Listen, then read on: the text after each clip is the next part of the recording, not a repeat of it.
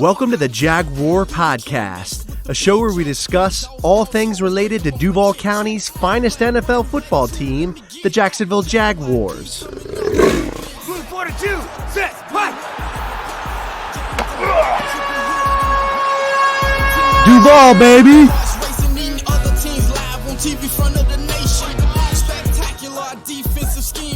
Hey, everybody, it's Andrew, and welcome to episode 139 of the Jaguar Podcast. In this episode, I'll be doing, of course, a pregame analysis of the matchup between the Jacksonville Jaguars and the LA Chargers. So let's get into it. Before we start, as always, subscribe to the channel. For our returning subscribers, hit that bell button to get alerts for the newest content. All right, so let's get into it. The Jags versus the Chargers. This, as always, like I said, could be a rough game if the Jaguars don't show up. I think we could have an upset. My wife thinks there may be actually an upset and the Jaguars possibly win this game. And I believe her. I want to believe in the positive vibes here. She was on the stream last week when we were live streaming our reactions to the Lions, even though it was a stinky game. We had a lot of fun doing it. So we'll be doing another live stream of the Jags versus the Chargers on Sunday, 4:25. Come join us on YouTube or Podbean. We'll be doing an audio stream there as well. And stop by, have some fun. We'll have some laughs. We'll react and watch the Jags versus Chargers. You know, the Jags are 9-point dogs in this game.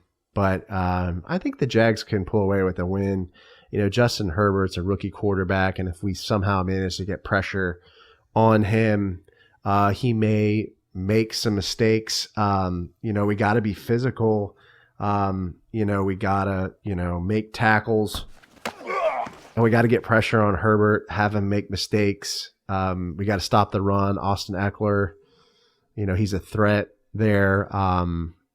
And I think we need to blitz. We'll have Josh Allen back for this game, so that'll be a plus. And Miles Jack, I don't know, he'll be questionable. So I don't know if we're going to have him back. There's actually a lot of defensive players that are going to, potentially not be in this game. Avery Jones is questionable. Jared Wilson will be questionable. So we may see some... We may see some different players out there in the secondary, possibly Daniel Thomas. So it'll be interesting to see what happens. We'll probably see, Devon Hamilton rather, out there. We saw him a little bit in the game against the Lions. I believe he had a penalty, like a offsides penalty. But, he's getting better. He's getting reps. So that'll be good.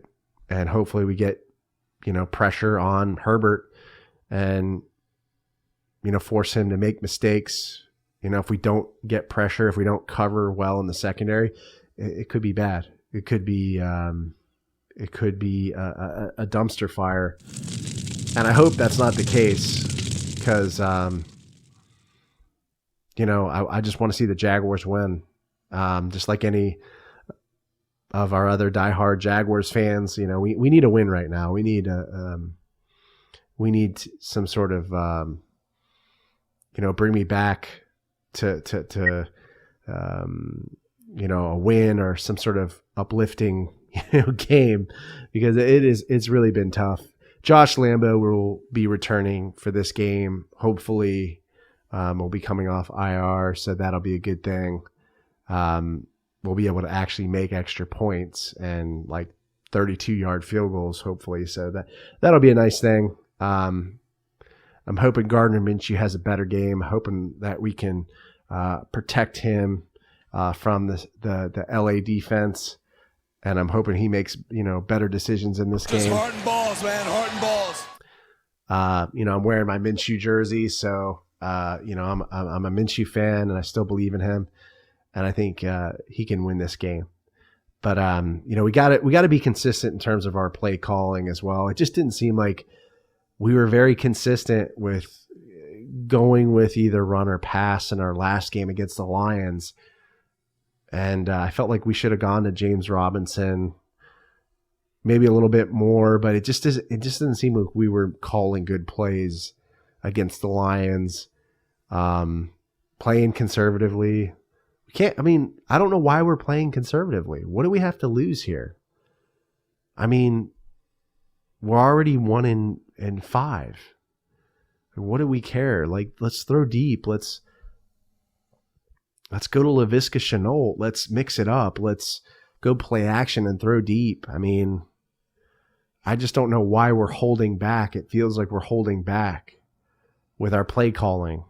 So I don't know what's going on and down there and on the ground. But I'm hoping that we can be more aggressive with our play calling. We'll have to give really good pass protection for Gardner Minshew because the Chargers have Joey Bosa, powerful, really good defensive end. They had a really good showing against New Orleans. And New Orleans is a great football team. And they hung in there with them and played really well. I mean, it's just, we can't even beat the Lions at this point. I don't know. I'm hoping we get an upset. I'm going to try to remain optimistic. And I'm hoping, we open up some holes and maybe Robinson gets going and the defense gets tired and we can kind of sneak something by them and maybe win by a touchdown or a field goal. But I don't know. I don't know the direction of this football team right now. I just don't. I can't tell you really where they're going or where they're headed. Maybe for tanking, but I don't know. Is it worth it, right? I mean, if the Jets get Trevor Lawrence, I don't know. I don't know what the right answer is in terms of draft picks. I would stick with Gardner Minshew. I mean, I feel like he can only get better. I just think he's surrounded by a toxic environment right now, a toxic coaching staff, a toxic front office, and I just worried that he's going to get corrupted. And if you're gonna draft a quarterback, I mean, you're Gardner Minshew. Like I've said this in previous episodes, you might as well just try to get traded. If Gardner Minshew can't play or is not performing up to par, you can always go to Jake Luton, see what you have there. Play the rookies, like I said. Maybe some good experience for Jake Luton. Maybe he goes out there and makes plays. Maybe he's the next guy. I'm not sure. Take that with a grain of salt, but I think right now we need to figure out what we have so we can kind of build for next year or build for the year after that as well. And playing Jake Luton may not be a bad idea at this point if Gardner Minshew can't, make the plays, make the throws, and perform. So definitely some positives here going into the Chargers game in terms of, people coming off of IR. Hopefully, Avery Jones, Miles Jack, Jared Wilson, they play, but it's kind of up in the air. Again, I still don't know what's going on with this team in terms of injuries. It seems like nobody can stay healthy. I don't know if maybe they're just deciding not to play or if this whole season is kind of a wash for a lack of a better word because of COVID. We may not have a full season, but everybody try to stay positive. Hopefully good things will come. Stop by the live stream on Sunday, 4:30. We'll be live streaming the Chargers and Jaguars game. We'll have some fun. We'll have some laughs, and we'll watch the game and talk through it. So leave me a comment on the YouTube video or podcast episode. Let me know how you feel about this game. What do you think the score is going to be? Whether it be an upset or a blowout. Subscribe to the channel as always. Show your boy some love. Come by Twitter. Give me a shout out. First person to leave, as I say always, a full written review on my Apple Podcast page will receive a Jaguars podcast t-shirt or face cover. So just DM me after you leave the review, and I'll shoot you a face cover or t-shirt of your choice. Stay safe, stay sane, stay healthy. Go Jags, and I'll see you next time. Let me get that. JYD coming up with the big sack. Quarterbacks beware, we on the prowl. Game day night, you could hear it in our growl. Intimidation on to keep their hearts racing. Eating other teams live on TV front of the nation. Spectacular defensive scheme. This episode is available on the Jaguar Podcast YouTube channel. So if you stop by, make sure to subscribe and give this video a like. Also, these episodes are available on iTunes, Podbean, Spotify, SoundCloud, Stitcher, and other major podcast distributors as well. So if you don't mind, please leave me a review and some feedback. I'd really appreciate that.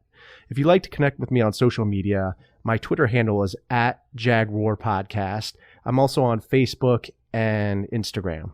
This is Andrew signing off. Cheers.